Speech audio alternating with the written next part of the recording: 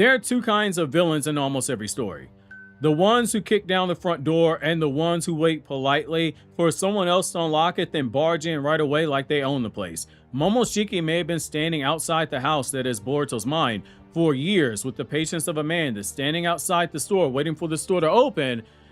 And chapter 36 of Boruto 2 Blue Vortex has quietly suggested that one day that door may finally swing open, and that day may be here a lot sooner than any of us anticipated. The funny part, or scary depending on who you're a fan of, is that if this really happens, letting Momoshiki stay in control may be the best decision this story could ever make. Join me in today's newest Naruto Explained video where your OBC, your original Boruto chief, lays out exactly why the story should allow Momoshiki to take full control of Boruto for an extended period of time, now that we know Momoshiki successfully took over his body in another timeline that was viewed by 10 directions. Also, the chapter review for Boruto 2 Blue Vortex chapter 36 is up on the channel, and it will be linked in the description box and end credits for those who have not seen it just yet. So when Boruto Naruto Next Generations ended, there was one question that lingered over the backdrop like an ominous storm cloud that refused to move. Momoshiki may have failed to take over Boruto's body, but has he really given up on his quest to do so? That was a question that we all ponder, and then in early Boruto 2 Blue Vortex, we saw signs that Boruto did indeed have a Momoshiki problem, like in how he used the Kalma seal when Kawaki cut it on when they were on the rooftop and Kashin Koji ordered Boruto to flee before he lost control. That was a short warning in the narrative without ever having to be told that Boruto couldn't control his power at all. That was Momoshiki lurking somewhere, waiting and potentially watching. That dark storm cloud, it was still there. The sunlight wasn't popping through the dark world of desperation that Boruto was trapped under after Sasuke was removed. Instead, the storm cloud began to show signs of rotation. The only question left wasn't when was the storm going to hit. The question was, how bad will the impending tornado known as Momoshiki Otsutsuki end up becoming?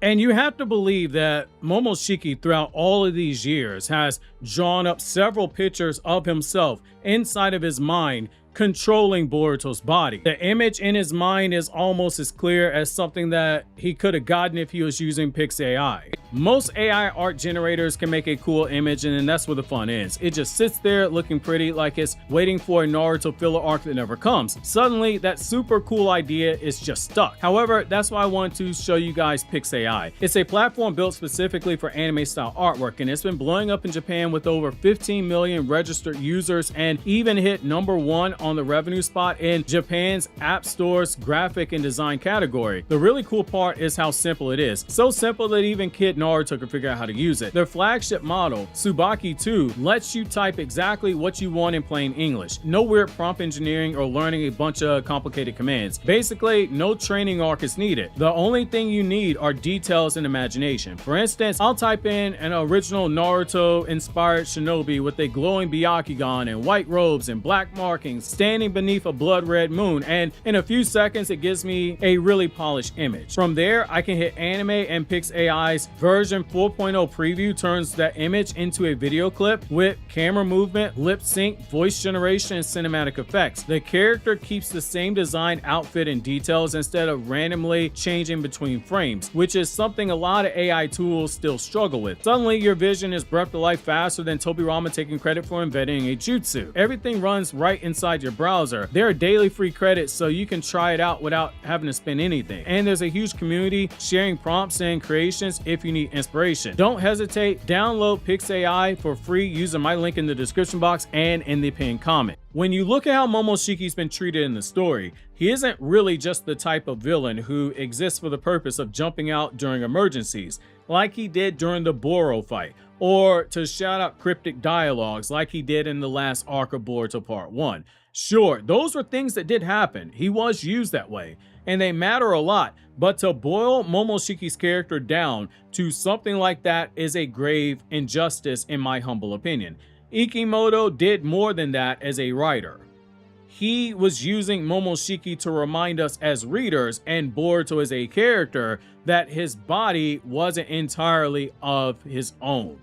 Boruto, for the time after Momoshiki gave him the Karma Seal, he's been surviving, but surviving is not the same thing as winning. That may seem odd to you, but allow me to explain to you what I mean, because rest assured, there is a difference. There are times where the winner of something isn't the person everyone deems to be successful. Sometimes it's the battle damaged person who ends up being the winner in the long run. The person who on the front end looks like they lost everything, which is why those expressions, "be careful what you wish for," exist in so many stories and fables that offer warnings to the younger generations. Shonen are no different when you think about it. That also applies to Boruto as well. His character, to a degree, is positioned in a similar way. Be careful what you wish for, you just might get it. Boruto at one point wanted power to surpass his father Naruto, and when he made that declaration to Sasuke, it was easy enough to write it off as Boruto was the kid seeking attention from a father, too busy to notice him, and thought that it would be the best way to do it, and his own strength didn't get the job done when it came to the Chunin exams, which is why he resorted to cheating. Little did Boruto know, by the end of that same arc, he would be given a tool needed to accomplish that goal. But the price wasn't something that he expected. It came at the cost of his soul. Karma would eventually erase his existence. Momoshiki's karma gave Boruto an immense level of strength when he tapped in just the basic version of his karma, where his own father had to use noticeably more effort. And when you realize how strong base Hokage Naruto is, that says a lot. And when he did briefly use the power of true essence of karma, he became significantly stronger. But that was really just enough for Boruto to survive all of his encounters, not necessarily win them. When you go through life on such a road, eventually the luck required to survive, it runs out. It's no different than going to the casino. You can't hit jackpot every time. Eventually the house will get its money back. You have to know when to quit when you're ahead. Boruto 2 Blue Vortex, chapter 36, quietly and loudly added another piece to the puzzle that the story has been working towards completing.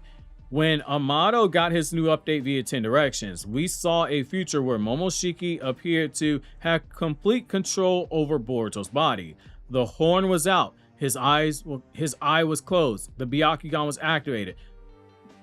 There was no anger shown. It was just Momoshiki's calm face. And that is beyond nightmare fuel. That was something that makes even Orochimaru stay up at night. Notice what the vision we saw from Kashin Koji did not provide. The context was hidden, which explains why Momoshiki had Boruto's body, why he could take control of it. Ikimoto hid that from us. If, and this is a huge if this is where the story is headed, I don't think the story can afford to have Momoshiki take control only for a couple of chapters, maybe even only a volume. I think he needs to keep Boruto's body for an extended period of time. Now, I already know some of you guys might be typing down in the comment section, why would the story do something like that?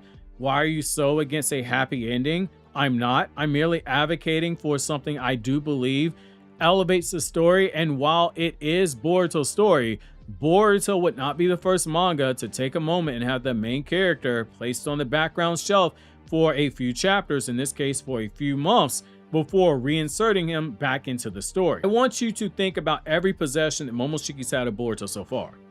When Boruto lost control of his body, it was for short periods, and Momoshiki came in, did a little damage, and then he left. It didn't feel like Momoshiki was a major threat until we saw him face to face with Naruto, and how quickly he moved when he realized Naruto can't fight him while he's controlling Boruto. At that point, everyone knew that Momoshiki was a problem, and a potential man known as Kawaki stepped up to the plate to kill Boruto once the opportunity showed itself. Even after Boruto was brought back, it made the case very clear to us.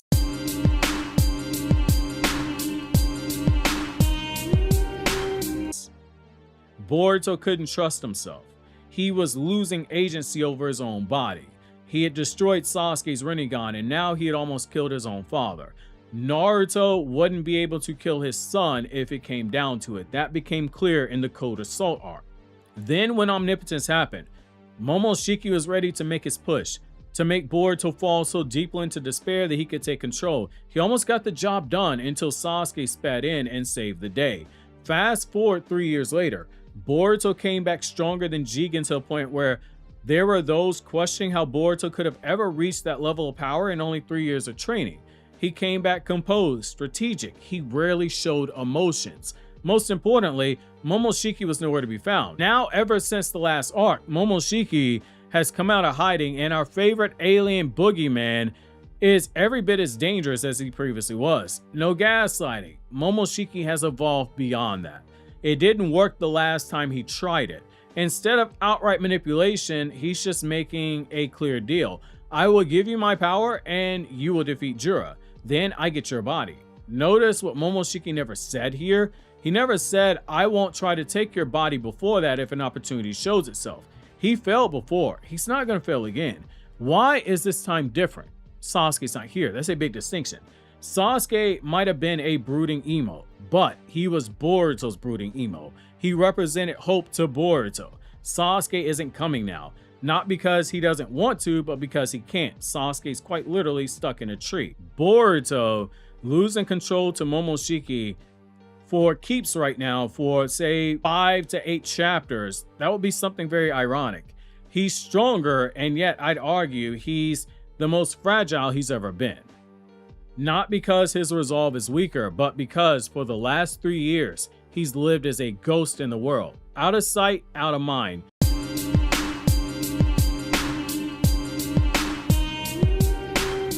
Very few people remember him for who he truly is.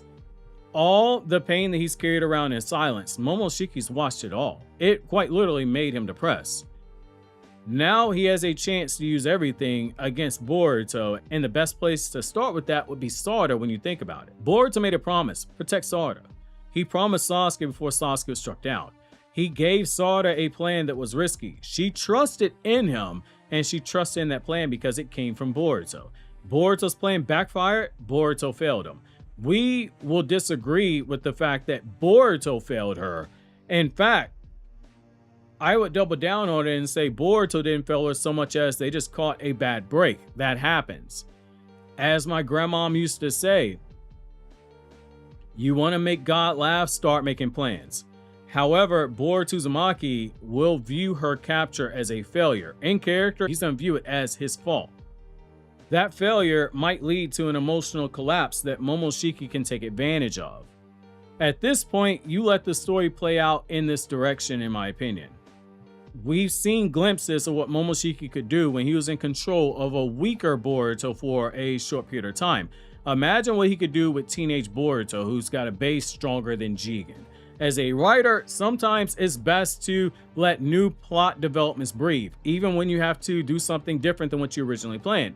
Sometimes it's better to kill your darlings mid-story, as Stephen King likes to say.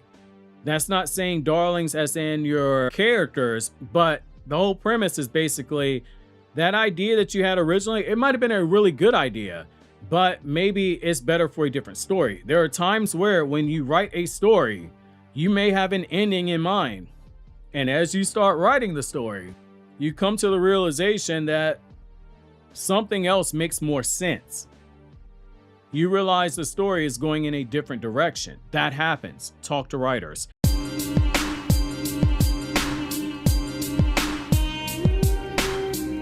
Combine everything Boruto has right now with Momoshiki's ruthlessness and his Byakugan.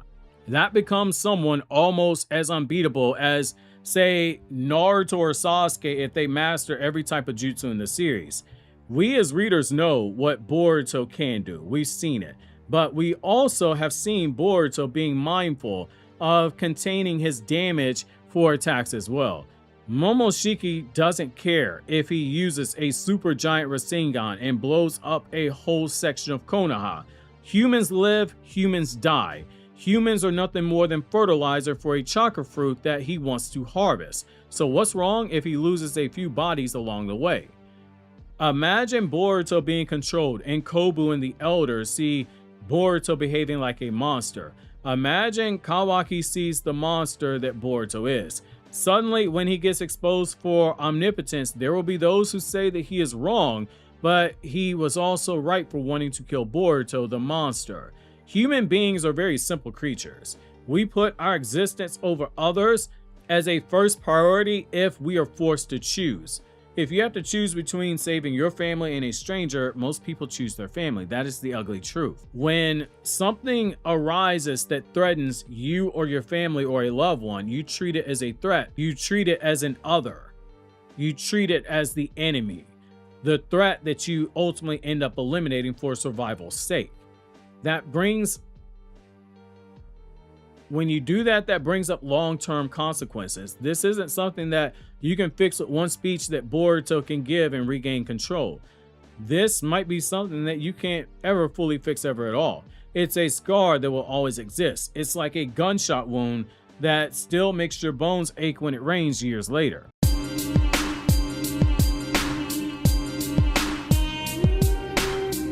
Kawaki may one day be exposed as the enemy, as someone who went too far, stole Boruto's life, but he will likely have people that see the rationale behind what he did at the time, because Boruto was still an extinction level threat waiting to happen at that point. And if Momoshiki's in control right now, that's going to reinforce that belief.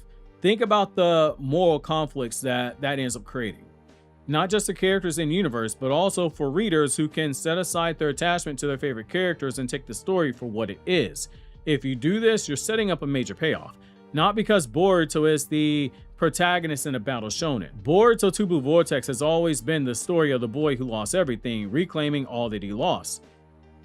What better way to get to that end point than to have him take a step backwards on his journey all along? No true hero's journey walks a linear path. They teach you that in school, but that is the most basic form of writing, and to be honest with you, it is lazy writing. A proper hero's journey, it has setbacks. In Spider-Man, we call it Parker luck as comic book fans. In Homer's Iliad and the Odyssey, we see that the gods, they can steer the waters of the stories directly or indirectly. Other stories, they play with the concept of fate versus free will, but you see over and over again, it's never a linear path. For Boruto, before he can get his happy ending, a little Momoshiki time might be the best thing that could ever happen for him. Obviously, if you enjoyed this video, consider subscribing, clicking on the left, check out the chapter review, or clicking on the right to check out this video that YouTube says you would definitely enjoy watching.